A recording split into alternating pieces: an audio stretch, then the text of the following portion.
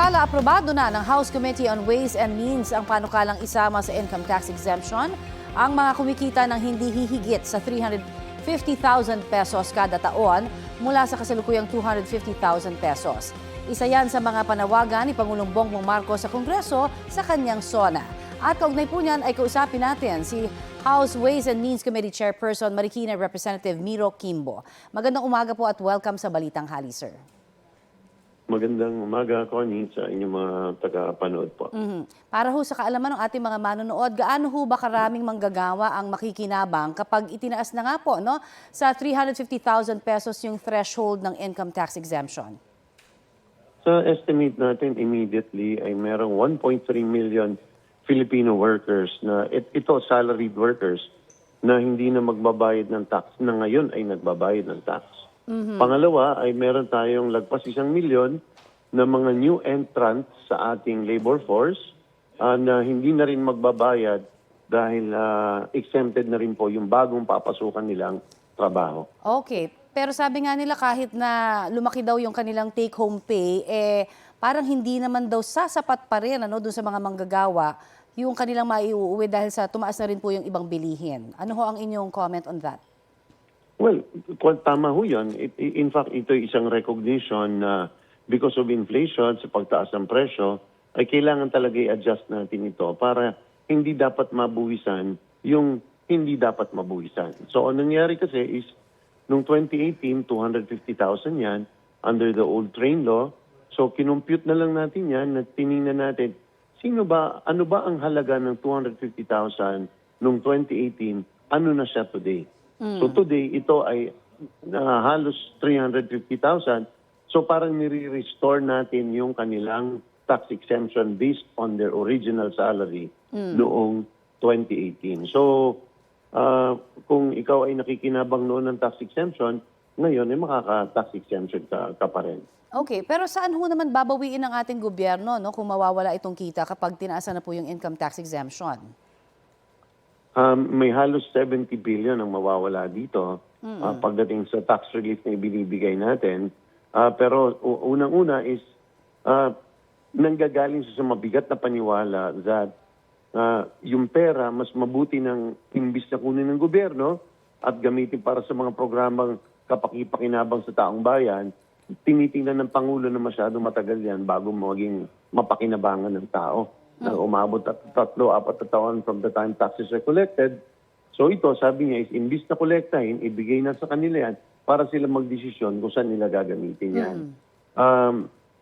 First is, nagkakaroon ng economic activity, Connie. So kahit mawalan tayo ng 70 billion, yung perang yan na ibinabalik din natin sa mga middle class workers, ay gagamitin din nila para panggastos. May VAT po yan, may income tax yung tindahan na pinagbilhan nila. So meron siyang na-generate kaagad na activity para mabawi.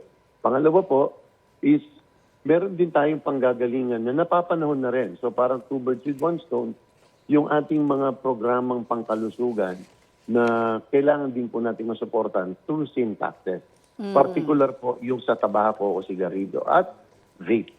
Yan po ang isa sa mga pwedeng panggalingan po ng pangpuno natin na mawawala po dito. I see. Pero definitely hindi ho natin iuutang to sa, kumbaga, pangungutang na naman natin sa iba pong mga means para po dito matakpan.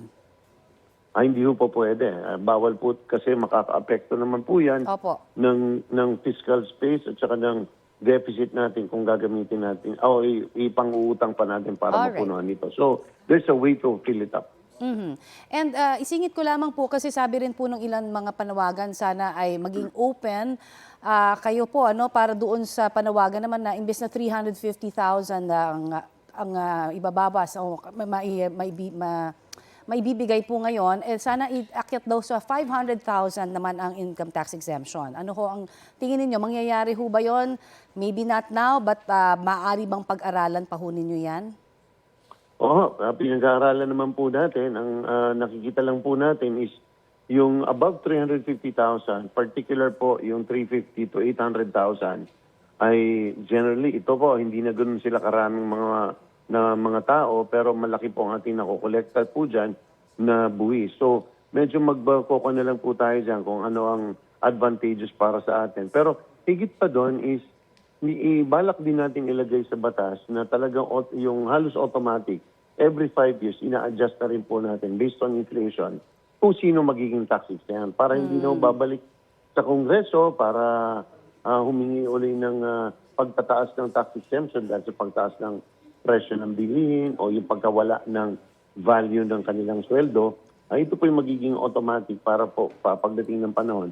Kahit 500,000 ay makakover na rin po dyan down the line. Okay, bukod po sa income tax exemption, ano pa ho ba yung ibang tax reforms kaya na isinusulong po para makatulong din sa mga manggagawa? Meron din po tayo na kasabay na ipinasa yung pagtatanggal po ng minimum corporate income tax para sa mga small at sa micro industry. So, ibig sabihin po ay hindi na po sila required magbayad kahit po sila'y nalulugi. Right now, under the law, ang ating tax system, ang small at micro po ay nagbabayad kahit po sila ay negative profit. So, yun po ang kamalian sa batas at ina-address po natin. So, halos 100,000 mga maliliit na negosyante, hindi po ito magtitinda lang ng taho o ng mani o ng piso. Hindi lang po.